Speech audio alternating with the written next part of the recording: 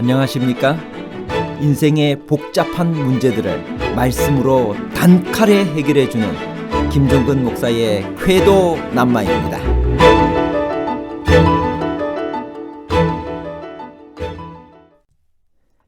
영의 새로운 것과 반대되는 개념으로 쓰인 의문의 묵은 것이란 무엇을 의미하나요? 의문의 묵은 것이란 단지 제사제도의 율법을 말하는 것인가요? 아니면 이미 깨져버린 낡은 옛 언약 관계를 말하는 것인가요?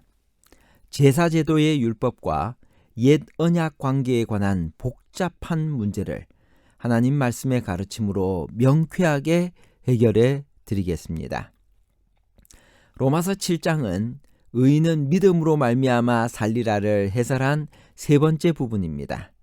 본장에서 바울이 말하고 싶은 핵심은 무엇인가요? 로마서 7장 6절. 이제는 우리가 얽매였던 것에 대하여 죽었으므로 율법에서 벗어났으니 이러므로 우리가 영의 새로운 것으로 섬길 것이요 율법 조문에 묵은 것으로 아니할지니라.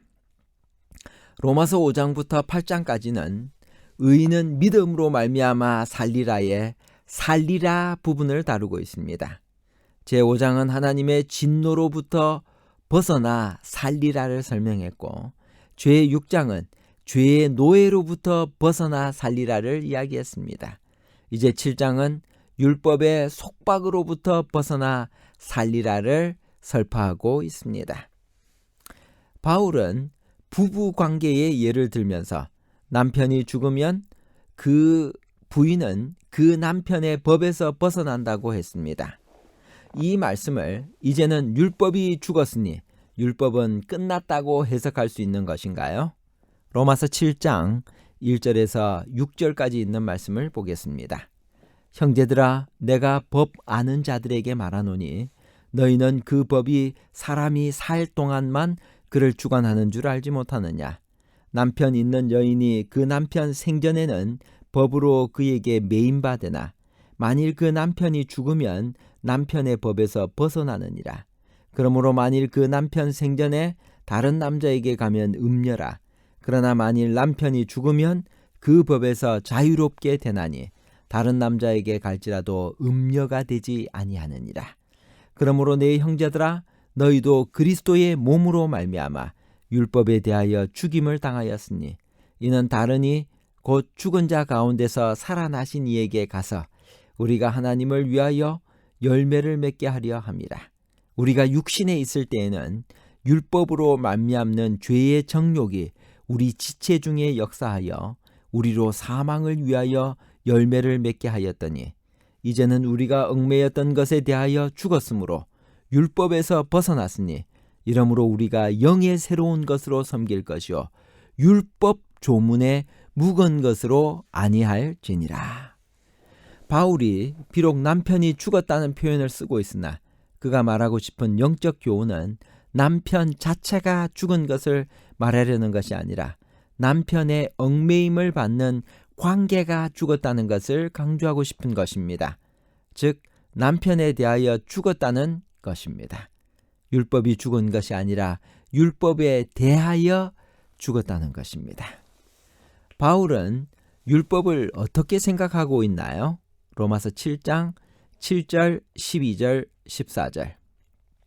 그런즉 우리가 무슨 말을 하리요? 율법이 죄냐? 그럴 수 없느니라.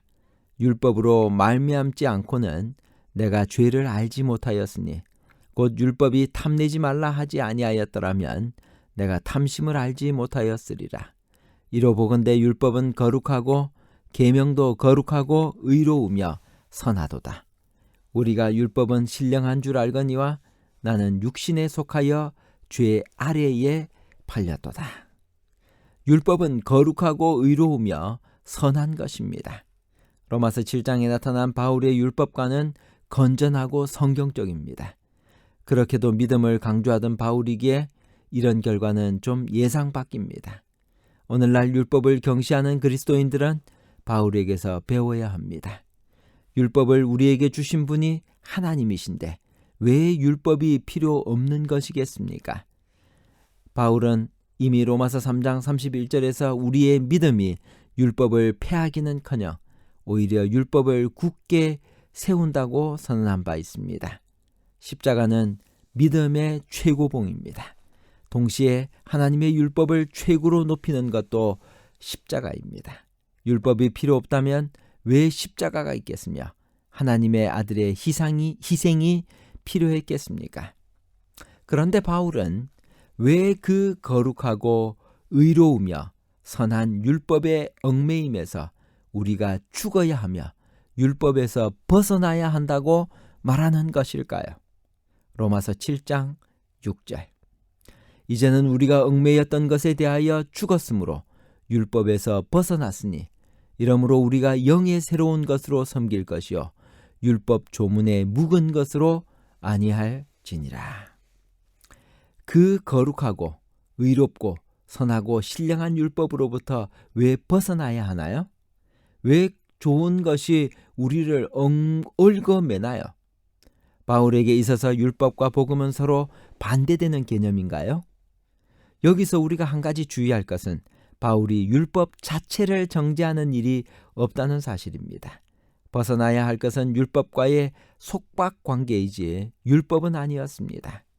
무효가 된 것은 율법과의 얽매임의 관계이지 율법 자체는 아니었습니다. 우리가 벗어나야 할 것은 그 무효가 된 관계 속에서 구원을 받으려는 노력이지 율법 자체는 아닙니다. 율법은 하나님의 품성의 반영이기 때문에 태초부터 지금까지 변함없이 거룩하고 의롭고 선합니다. 따라서 하나님을 사랑하는 사람들은 하나님의 율법도 사랑해야 합니다. 그러므로 믿음으로 율법을 폐하는 것이 아니라 도리어 굳게 세우는 것입니다. 율법 조문에 묵은 것이란 무엇일까요? 로마서 7장 6절. 율법 조문에 묵은 것으로 아니할지니라. 바울은 여기서 새 것과 묵은 것, 의문과 영을 대치시키고 있습니다. 의문이란 여기서 율법의 조문을 말하는 것으로 헬라어로는 그람마토스라고 하며 바울에게 있어서는 언제나 묵은 율법의 법조문을 가리키는 말입니다. 영원한 율법이 왜 묵었나요? 우리의 구원을 위해서 이제는 영의 새로운 것이 주어졌기 때문입니다. 새로운 것이 나타나면 기존의 것은 묵은 것이 되기 마련입니다. 바울은 여기서 결혼 관계를 예로 들어 그리스도인은 율법에 대해 죽었다고 말합니다. 죽은 것은 사실은 율법이 아니라 율법과의 관계입니다. 한 여인이 사랑하는 남자와 결혼 약속을 굳게 했습니다. 그러나 남자가 결혼을 준비하러 여행을 떠난 사이 이 여인은 그 약속을 저버리고 다른 남자와 관계를 맺었습니다. 결혼 약속은 깨졌습니다. 모든 것은 끝났습니다. 결혼 약속은 무효가 되고 쓸모없는 것이 되고 말았습니다. 그러나 그 남자는 이 여인을 너무나 사랑하기 때문에 죽음보다 힘든 고통을 무릅쓰고 그 여자의 모든 불의를 용서하고 아내로 받아들이겠다는 새로운 언약을 발표했습니다. 그래서 이 불의한 여자는 은혜로 그 남자의 아내가 되었습니다. 지금부터 이 여자가 사는 것은 옛날에 결혼 약속 때문에 사는 것이 아닙니다. 그것은 폐기되고 낡은 법조문이 되었습니다. 순결을 유지하고 결혼하여 영원히 사랑하자는 그 법이나 약속의 내용 자체가 무효가 된 것이 아닙니다. 그 내용이나 사랑의 약속은 지금도 필요하고 유효합니다. 그러나 그 법적 관계는 그 여인의 죄 때문에 깨쳐버리고 쓸모없는 묵은 법조문이 되었고 말았습니다. 그러므로 이 여인이 남편을 사랑하는 아내로 사는 것은 무효가 된 처음의 결혼 약속 때문에 얽매여서가 아닙니다. 그 여인은 그것에 대해서는 죽었습니다. 지금은 남편의 전적인 용서에 의지해서 삽니다.